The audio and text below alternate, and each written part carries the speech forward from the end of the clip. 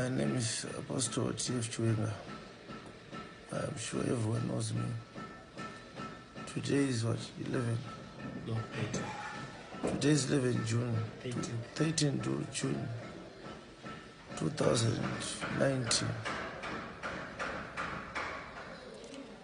I'm recording this video because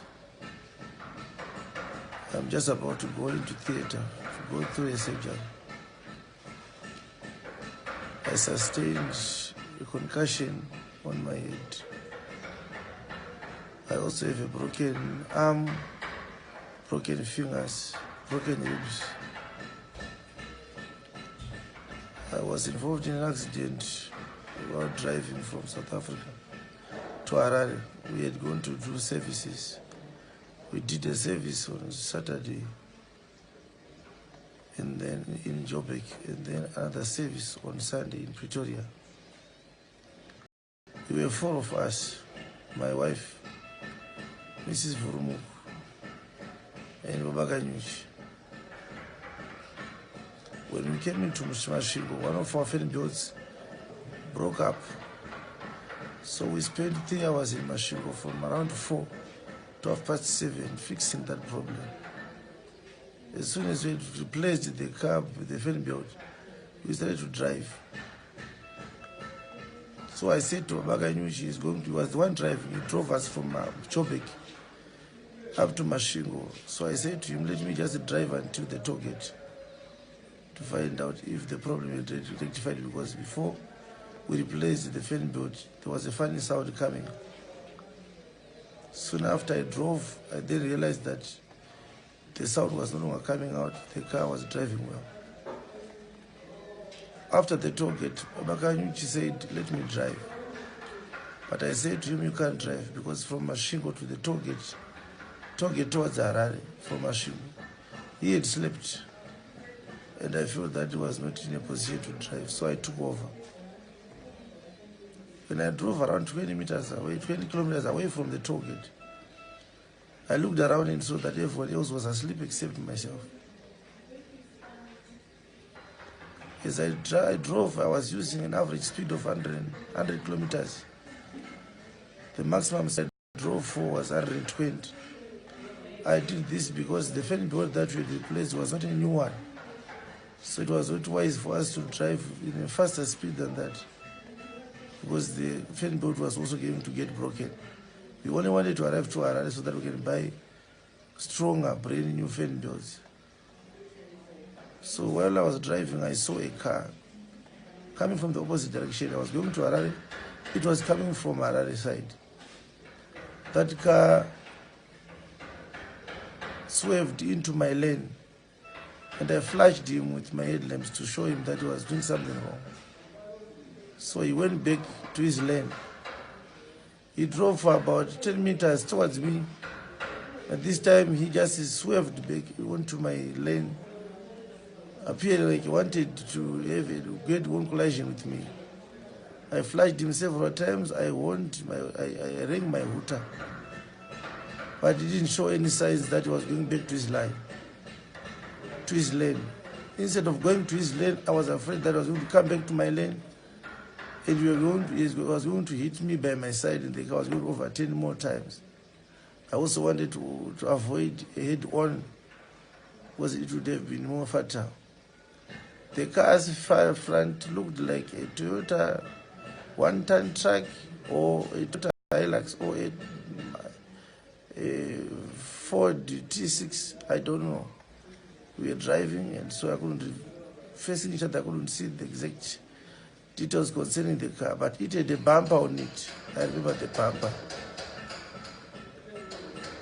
It had round headlamps and some few yellow lamps on top of the roof. It could not have been a smaller car. When I tried to avoid him by going extreme left outside the road, there was no road there. So both my wheels, front and rear, left, got into something that looked like a hump or a ditch. So the car had a great noise, bam, and then it went back to the road. At that point, I realized that I was no longer in control. The steering was more loose than it usually is. When you went into the road, it crossed again the road to face directly to a tree, which I knew that if I don't do something, we were going to hit against that tree, and it was also going to be unsafe for us.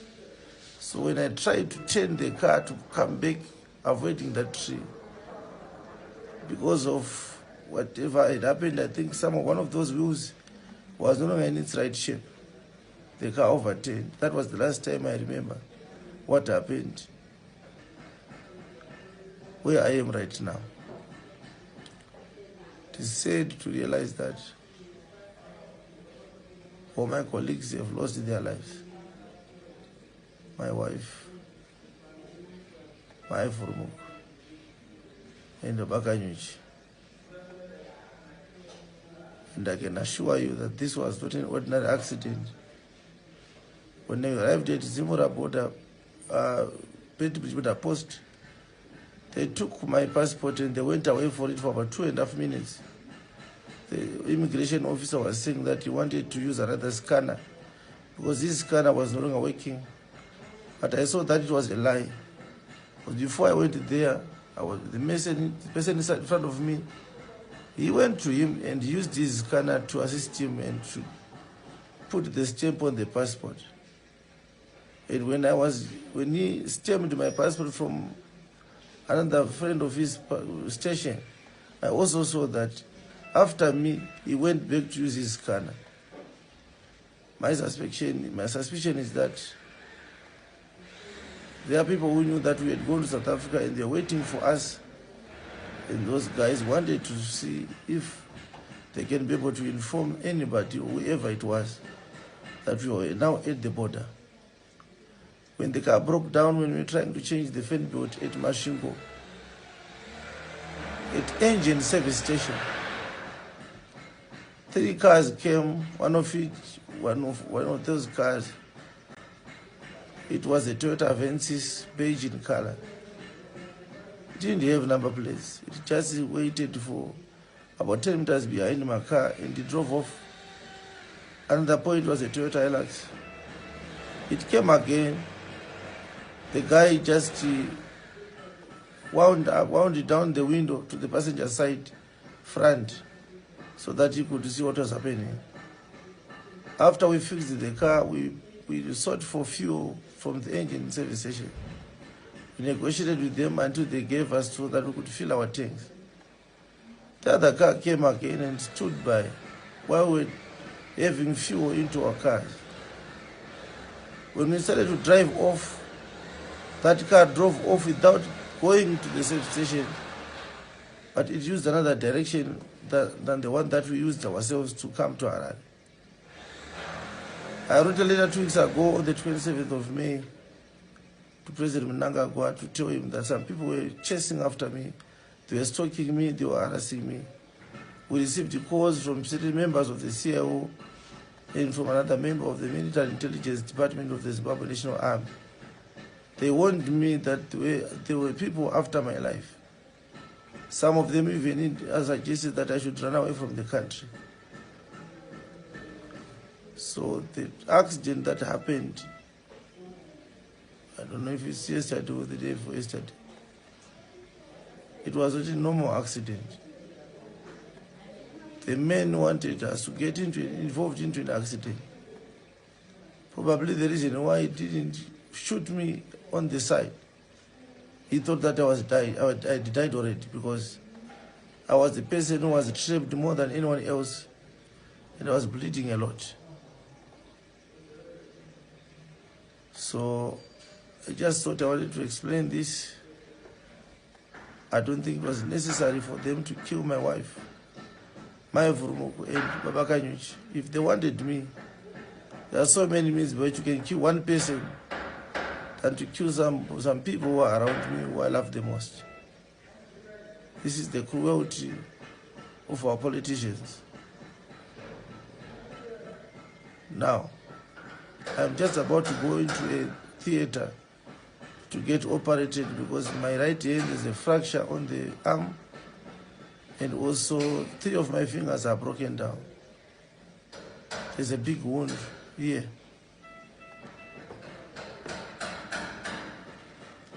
I was also bleeding from my eyes.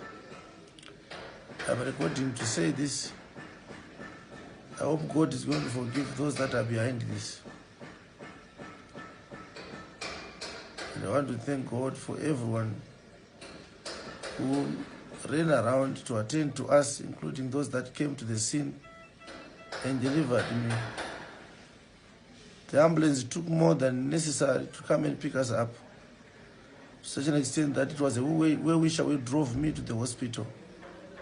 If that person had not done that in time, I'm sure I would also have died. I don't know who that person is. I don't know everyone who managed to help us. But all I want to say is thank you to them. If God wants me to live and continue with my assignment, He will save my life. But since I'm now going into the operating theater, I want to mention that Jesus Revelation Ministries is an assignment that God started. It will go ahead with or without me. I'm not afraid of dying. There's a better place than this earth. I'm in pain because I lost the mother of my children. Who's going to take care of my children? I don't know.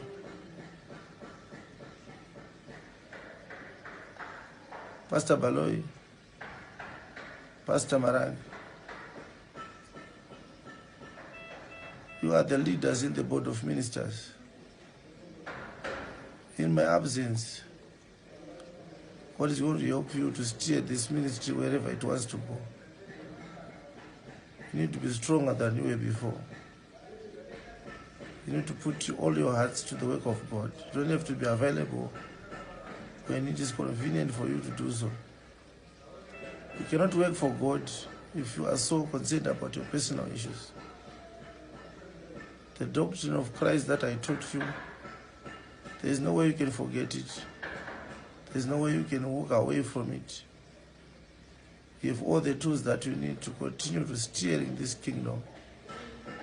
And God is going to bring in more ministers to help you so that the work of God may go ahead. Elder Kachepa, you are the minister, the elder in the board of elders. You help others to do the right thing in maintaining order and making sure that the ministers are not hindered from preaching the word. I love all of you. And I don't have any regret. I've preached the word of God with a clear conscience. If the will of God is that this is my time to go, I have no better place to be than where He wants me to be. Thank you.